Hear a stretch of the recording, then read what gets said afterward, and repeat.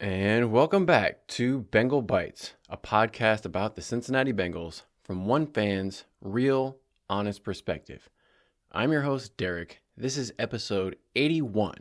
This is the Week 18 preview episode for the final game of the regular season where the Cincinnati Bengals at 8-8 head to Pittsburgh and Acrisure Stadium to take on the 10-6 Pittsburgh Steelers. Bengals are favored by 2.5 points going into this primetime matchup. Game's going to be on ESPN and ABC, and this is going to be the Bengals' fifth primetime road game this season, which is a new NFL record. No team has ever played 5 road primetime games before, and the Bengals are 2-2 going into this. Split decisions on the road. They beat the Giants, and I forget who else, probably some other terrible team. And they're looking to, stay on the winning track. Bengals have won 4 games in a row.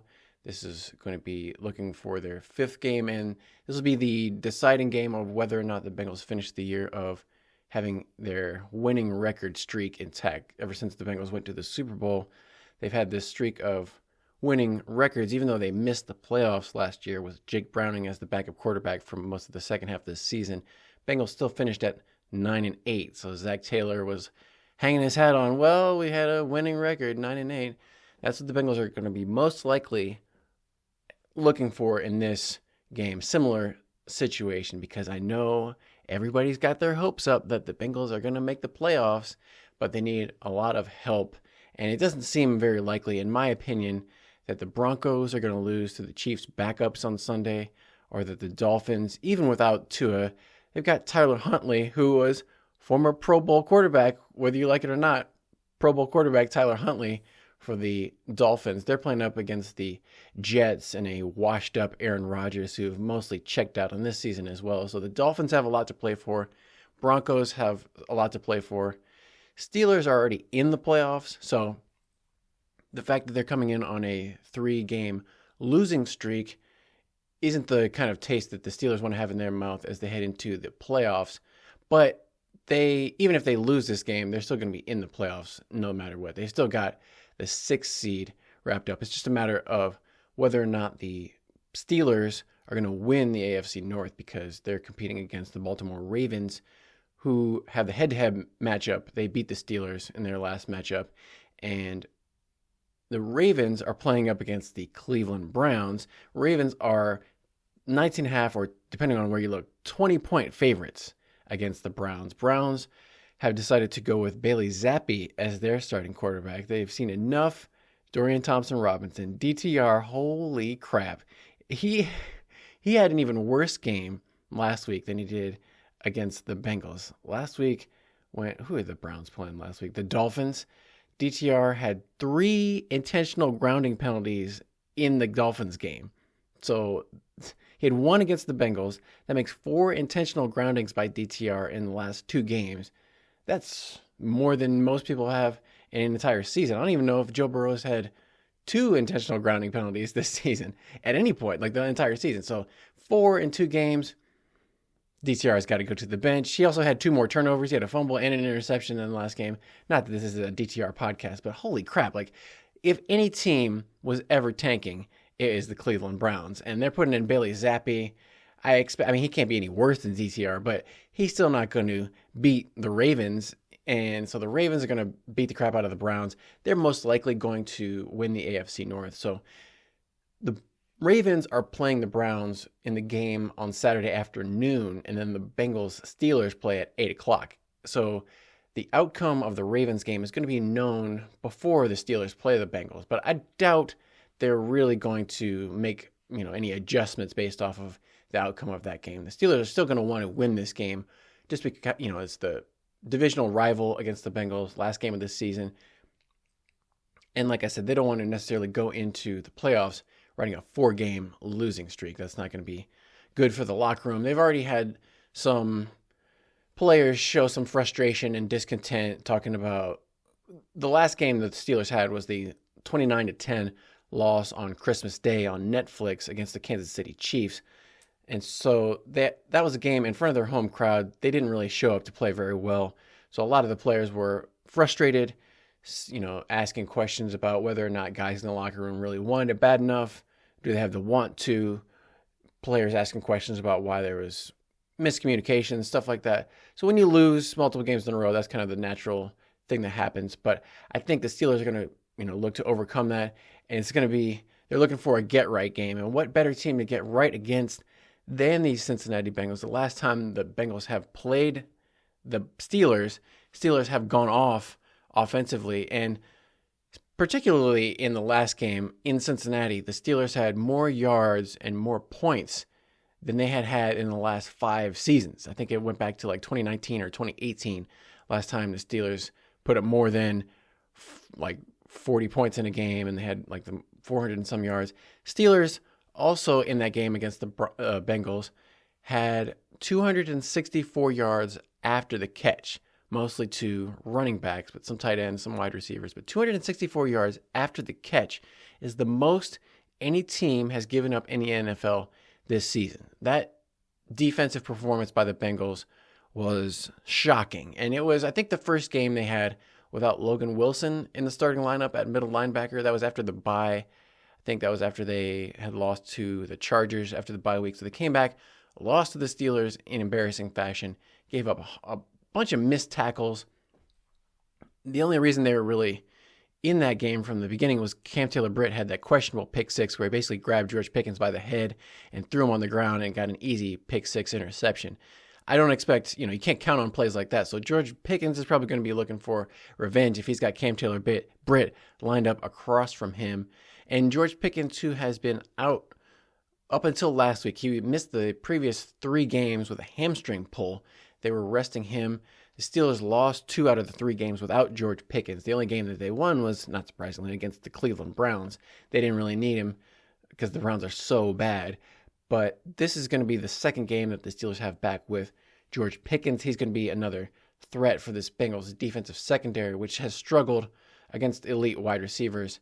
We'll have to see if they have a better plan in this game to make tackles on these running backs and people out of the backfield and not allow so many yards after the catch to the Steelers. It's going to be a bit of a different game because I think a big factor might be the weather. It's going to be a cold night in Pittsburgh. Forecast is calling for about between 22, 23 degrees, getting down to maybe below 20 as the game gets near the end. And it's also going to be a little bit windy. It looks like winds are forecast to be around 15 miles an hour, gusting up to 30 miles an hour. And so that's going to play a role in the passing game. Obviously, if it's gusts of 30-mile-an-hour winds, Joe Burrow doesn't have the greatest of arm strength, as we know, and a lot of Joe Burrow's passes have been wobbling and fluttering, and especially if it's windy, the wind, if it's not a real tight spiral, the wind can take that ball and really affect it. So Joe Burrow's going to have to try to keep his hands warm and try to keep the ball flying in a tight spiral to cut through the wind. That's the thing about the AFC North. Every team does not play in a dome. I know the Cleveland Browns are trying to build a dome up in Cleveland, but so far every team has an outdoor stadium. That means when it's this time of year, you got to play in the elements. Last game against the Denver Broncos, Bengals got pretty fortunate in the fact it was 60 degrees, no rain, perfect conditions for that time of the year for a game in which they wanted to throw a lot. And obviously, Joe Burrow did throw a lot. He was, 39 of 49 for over 400 yards, another 3 touchdown games, no interception for Joe Burrow, but I expect the stats won't look anything close to that if there's a bunch of wind and it's cold out. But same thing goes for the Steelers. Russell Wilson probably won't have as much success throwing in the cold weather either, but Russell Wilson has a lot bigger hands than Joe Burrow, throws that tighter spiral than Joe Burrow. I'm not saying Russell Wilson is a better quarterback. I'm just saying he may not be affected by the wind as much as Joe Burrow. But that means that the offensive game plan is going to have to change for both these teams. Probably more of a running game, running the ball if they're not able to pass it as much. And that could probably favor the Steelers, not only because they have a dual threat at running back for the Steelers with Najee Harris and Jaylen Warren. Both of those are pretty dangerous runners in their own regard. Obviously Najee Harris is bigger, so he's the more power back. but you would say it maybe was a close matchup if the Bengals had their starting running back, Chase Brown. Chase Brown has been one of the most productive running backs in the NFL this season, almost 1,000 combined yards from scrimmage between rushing and passing. But the only issue is, at the end of the game against the Broncos last week, Chase Brown sprained his ankle, has not practiced all week, and is questionable heading into this game. Although the Bengals made a roster move and elevated Kendall Milton, running back from the practice squad, to the active roster. So that, if they're elevating a running back to the active roster, that means he's going to play in the game. He's going to be on the active 46. That's a good sign that Chase Brown may not play in this game. So it's going to be Khalil Herbert probably making the start, and then being backed up by Travion Williams and Kendall Milton if Chase Brown is not able to go. And I'll just say it right now, if Travion Williams gets any meaningful snaps in this game, the Bengals are going to lose, because he's just not a real NFL player. I don't care what anybody tries to tell me. Travion Williams is not for real. Just like Dorian Thompson-Robinson isn't a real quarterback, Travion Williams isn't a real NFL running back. And the fact that he's still in the Bengals is a terrible sign for the Bengals' depth, scouting, just everything. The Bengals organization is like canary in the coal mine. Travion Williams out here getting snaps in a game that is going to decide whether or not the Bengals have a chance to make it to the playoffs. So that's not good. Some other injury news while we're talking about injuries. Let's check out the injury report. Oh, guess what? Charlie Jones is questionable for like the 10th week in a row with a groin. He was limited all week. Can they just cut Charlie Jones already? He's not going to do anything of any value to anybody. They got Drew Sample, did not practice at all this week either, with a groin injury. That's not good, because Drew Sample has been the primary, running back or person in the backfield next to Joe Burrow when Chase Brown has been out. So a lot of times the Bengals have just gone with no running backs whatsoever. So if the Bengals didn't have Chase Brown in this game, they could say, oh, that's fine. We'll just go with more of our spread them out wide, 4 and 5 wide receivers, or they'll have like Mike Gesicki lined up wide, and then Drew Sample will be in the backfield next to Joe Burrow as that pass protector. When you have Drew Sample, everybody knows that you're not going to run, because you're not going to hand it off to Drew Sample. He's not going to do anything with the ball in his hands. Even if he catches it, he's not going to do anything with the ball in his hands. But now if they're saying Drew Sample is also doesn't look like he's going to play, or if he does play, he might be not 100%. So that means your two primary guys in the backfield who have been pass protecting for Joe Burrow all season may not be available in this game. That means they're going to have a good performance and a good plan by these backups like Cam Grandy. Maybe, I don't know if Tanner Hudson is going to play. Tanner Hudson does not have any designation this week. So Tanner Hudson should play. Tanner McLaughlin, the rookie, we may see him play. But it may be like Cam Grandy as tight end number 2 behind Mike Gesicki. And he's done all right, but undrafted free agent rookie, not putting a lot of expectations on him. Bengals, in terms of questionable players, like I said, Chase Brown is questionable with that high ankle sprain. And I really have to wonder if the Bengals are second guessing themselves about having Chase Brown slide on that play he got injured. Because like I was saying, even when you go back and watch it, that whole sequence of plays doesn't make a lot of sense. Because, the Bengals gained yards on that run, and then he tried to go down at the 1 yard line, but they had the ball on like the 8 or the 9 yard line, and they gained 7 yards and then took a knee. What were they planning to do is my question. Like, if they were just going to kick a field goal, those extra 8 yards between the difference between like a 25-yard field goal and a 30-something yard field goal shouldn't really make that much of a difference. I mean, obviously K. York isn't a great kicker. That's why he's been on the street all season until this. But, I mean, he made a 59-yarder. He tied the Bengals franchise record. So they got to have some confidence the distance should make it. So they should have just taken a knee. Obviously, it didn't work out in getting Chase Brown injured, and now they're paying for it. So a lot of questionable decisions all season by Zac Taylor and the rest of this coaching staff. I feel like part of the decision-making, or the lack thereof, is probably due to the fact that Zac Taylor is trying to call the offensive plays and be the head coach. And some people can do that, some people can't.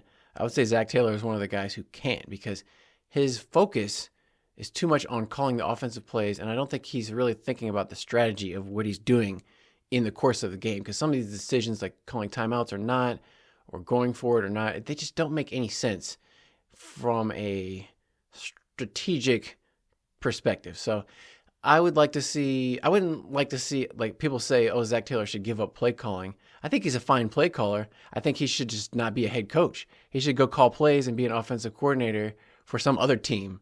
Or, obviously the Bengals can't demote him to offensive coordinator. I think he's a perfectly fine offensive coordinator.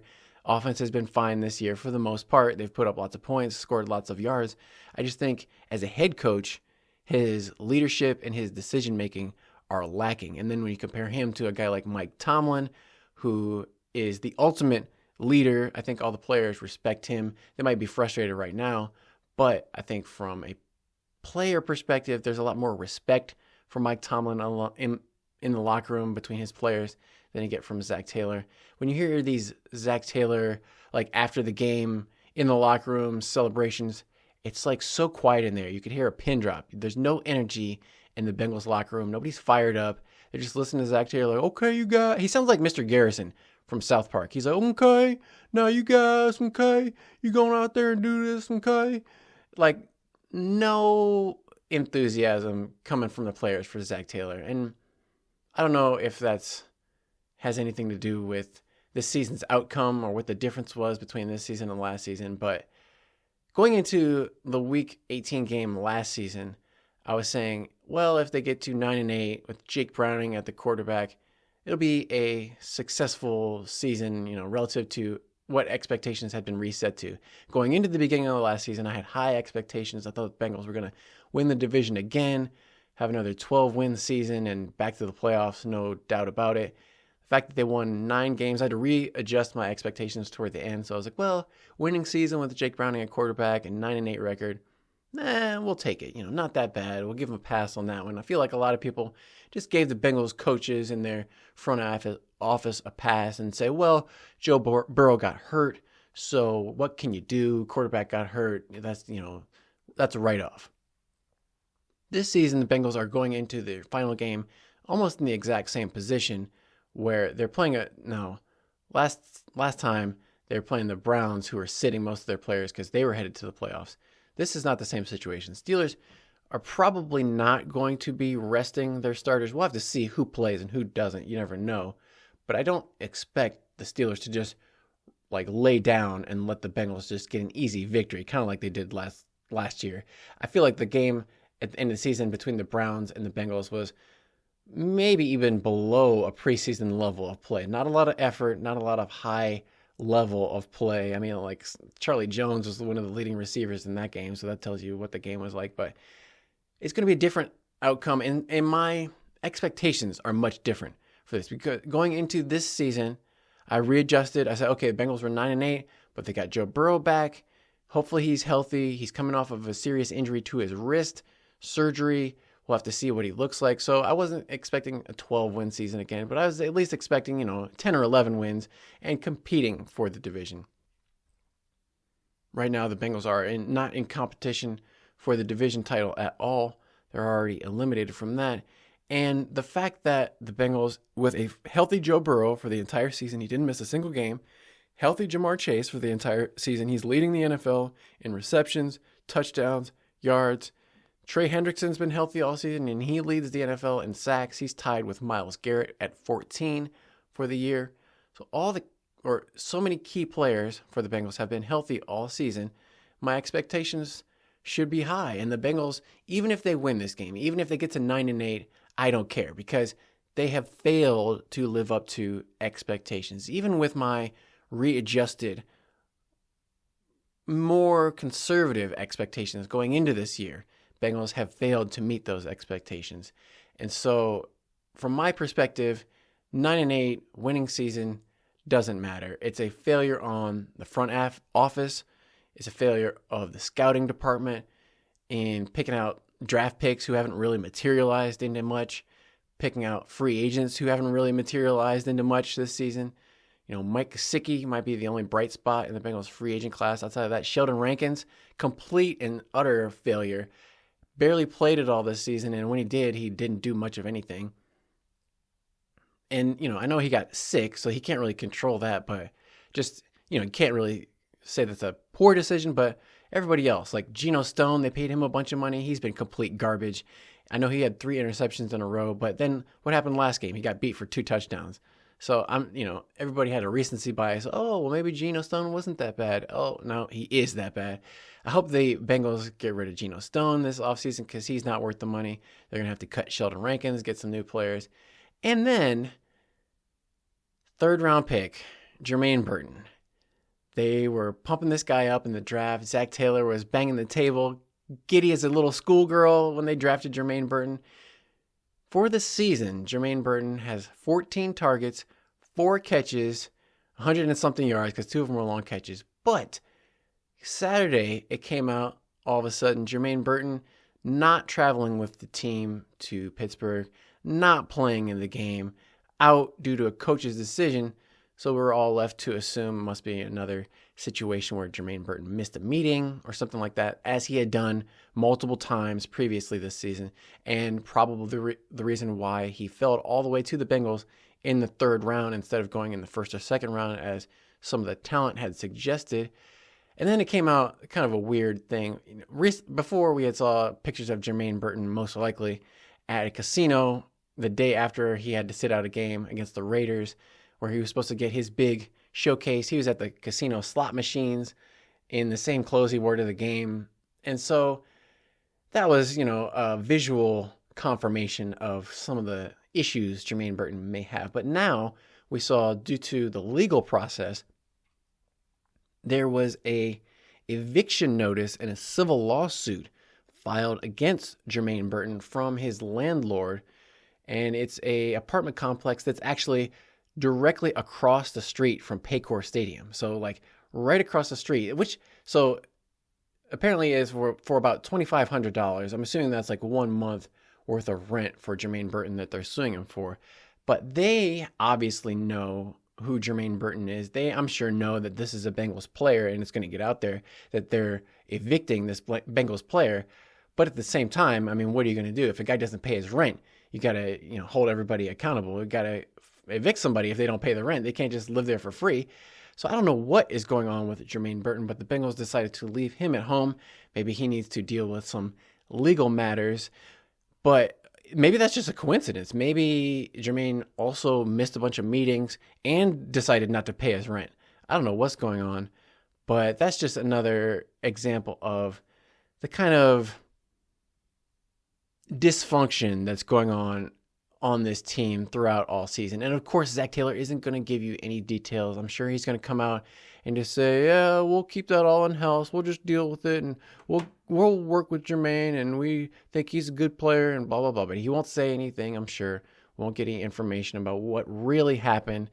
Maybe it'll have to come out during the offseason. But I was talking about expectations. Like I said, my expectation is that the Bengals won't make the playoffs, even whether they win this game or not. I don't think it's really going to matter one way or the other. And the only thing this is going to do is have an impact on the Bengals' draft position. Right now, they're kind of drafting in the middle.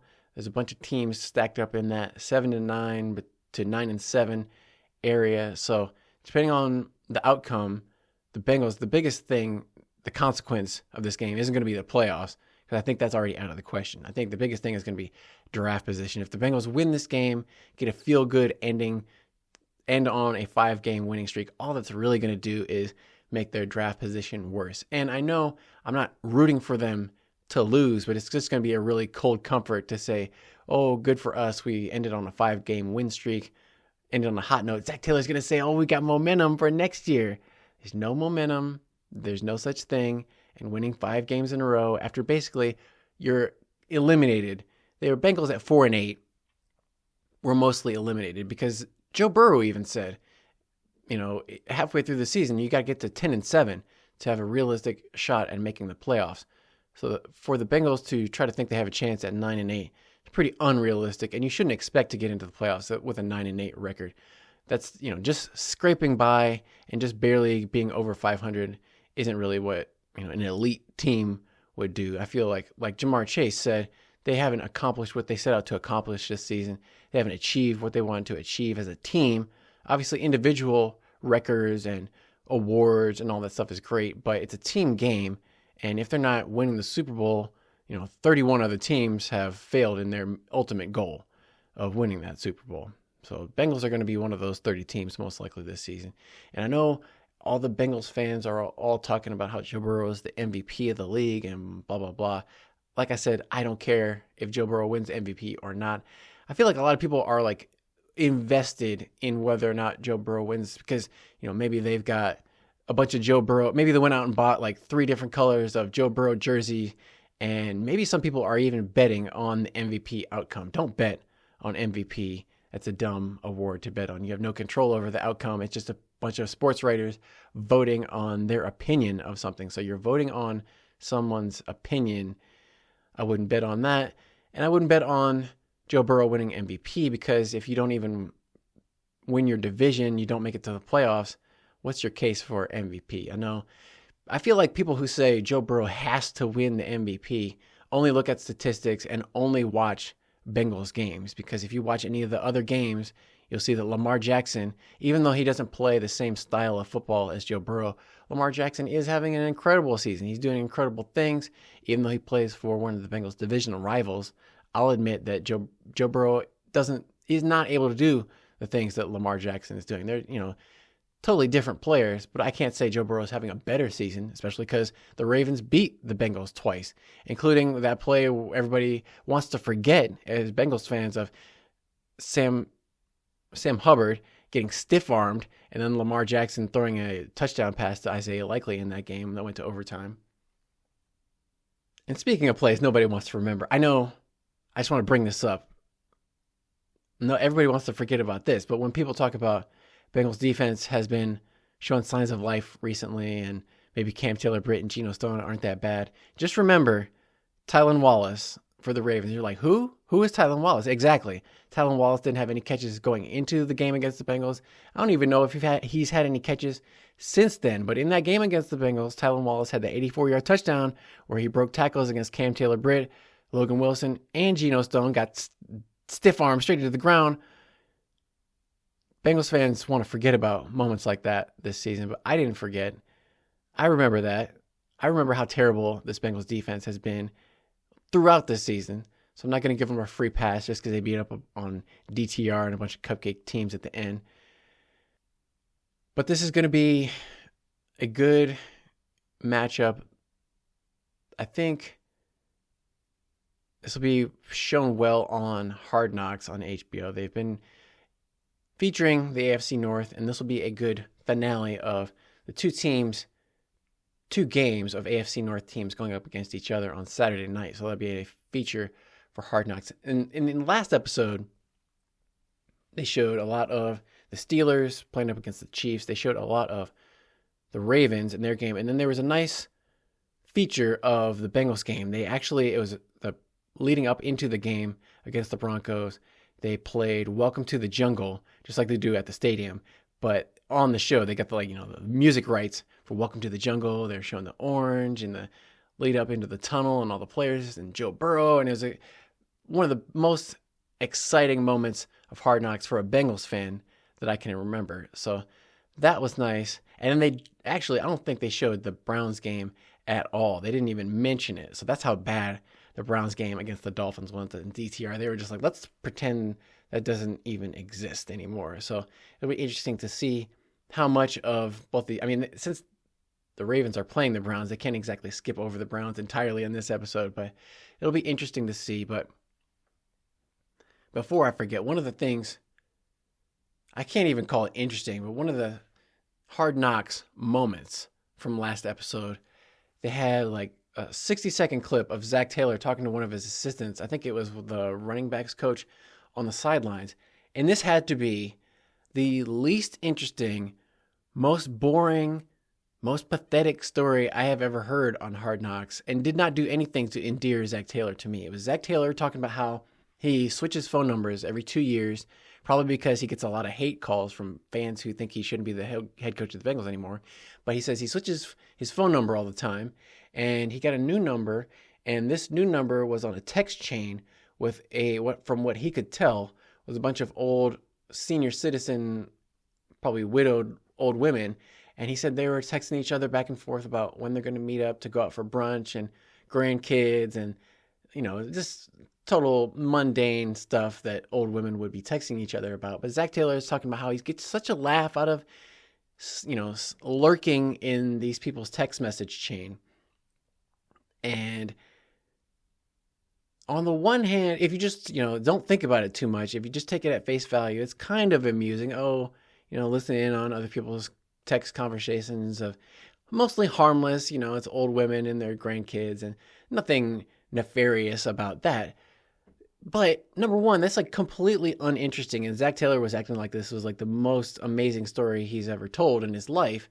That's the most amazing, interesting story they were able to capture from Zac Taylor. They didn't even show Zac Taylor giving a speech in front of the team at all, because everybody knows that's not going to be inspiring. They showed Dan Pitcher, the offensive coordinator, get in front of the team, talking about what they have to do to stop the Denver Broncos, but they didn't even show like 2 seconds of Zac Taylor. So nothing he said was interesting except for this story. But then when you think about it from a moral, ethical standpoint, Zac Taylor's wrong, obviously. Like, you shouldn't be lurking and snooping in on other people's conversations. If he were doing the ethical, morally correct thing, he should text these people and say, hey, whoever you're texting isn't at this number anymore. Please remove me from the text chain. But Zac Taylor just laughs and goes along with his day. Completely unethical. So that's a flaw in Zac Taylor's character, but also a flaw in what he thinks is amusing and comical, because it's not really that interesting. He should get a life. But what can Zac Taylor really do at this point to get in my good graces? If he won a Super Bowl, or didn't completely hold back Joe Burrow and Jamar Chase, maybe that would do it for me. But I really wish the Bengals would just get a new coach. I know a lot of Bengals fans are just like totally, they back Zac Taylor 100% because he's our coach and I love him and blah, blah, blah. But not me. I'm not into Zac Taylor. Never have been. I thought from the beginning he was a total mediocre coach, where the Bengals basically just, it's like they hired a coach for Andy Dalton. If you could have a coach that would go right along with a total mediocre quarterback, in Andy Dalton, it would be Zac Taylor. And then that lasted for about 1 year. They were so bad that they were able to draft Joe Burrow.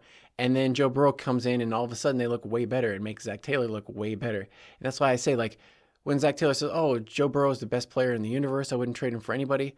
That's true. He probably is. But you know what we could do? Trade the coach, and we would get the exact same results. So I have no sympathy.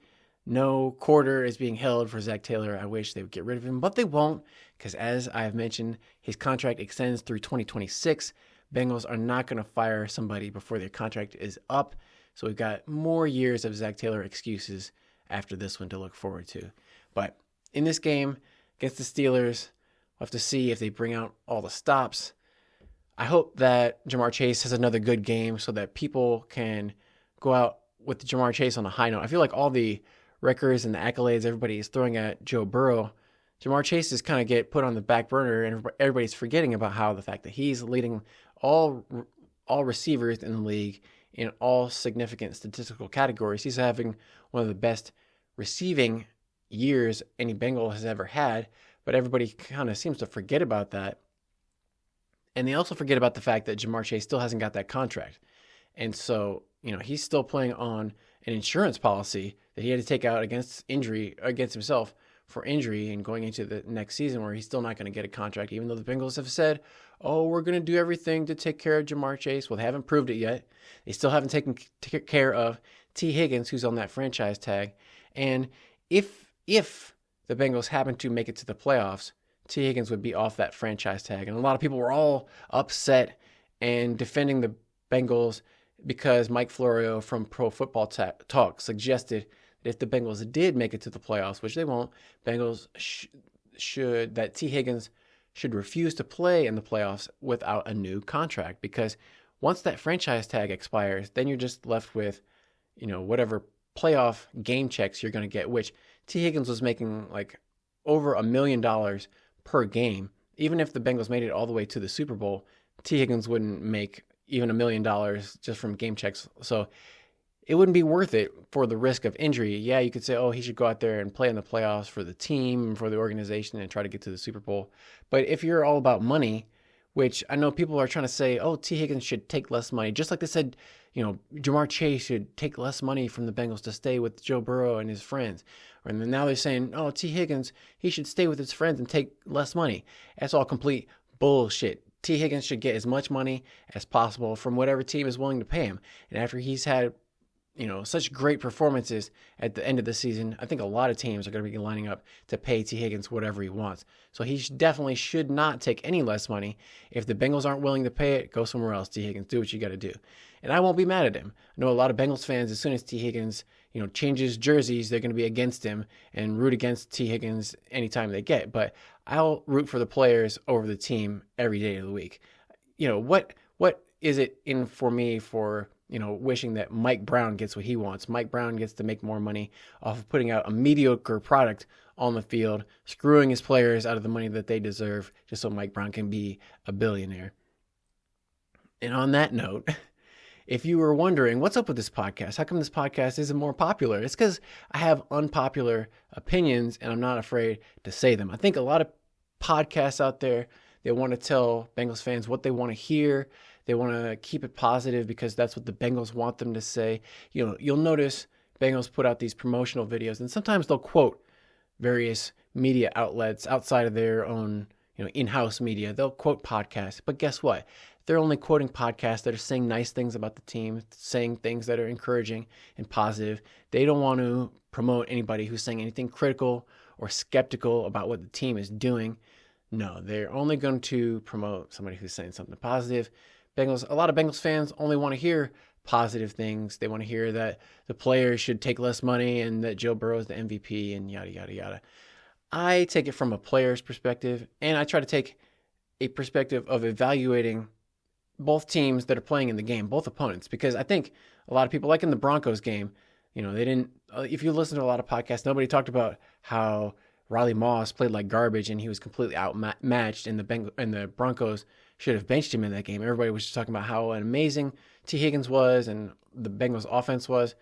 That's both can be true, but from a Bengals podcaster perspective, a lot of people just totally ignore the fact that maybe the other team wasn't any good. Like against the Browns, there's, oh, isn't it great that the Bengals got a win? Yeah, it's great, but they're also playing against Dorian Thompson-Robinson, who's the worst quarterback in the NFL. So you got to take that into account as well. But like I said, nobody wants to hear those kind of things. Nobody wants to be skeptical.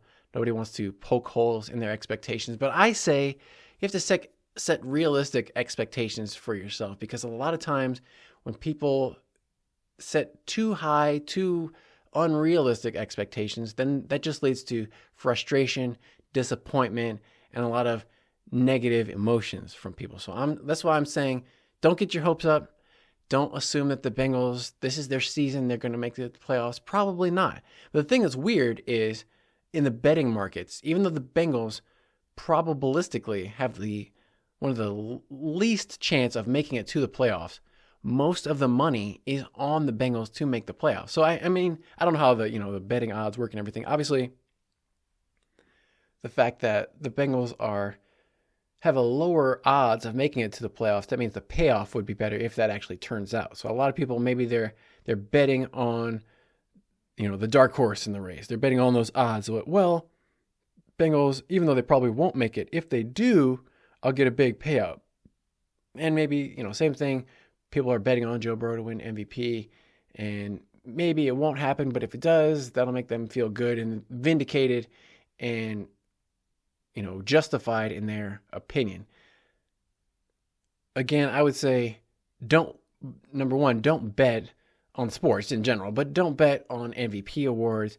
But more than that, think about, if you bet, where is the money going? The house always wins and the odds are not in your favor. And a lot of people don't know that a lot of these NFL owners are billionaires.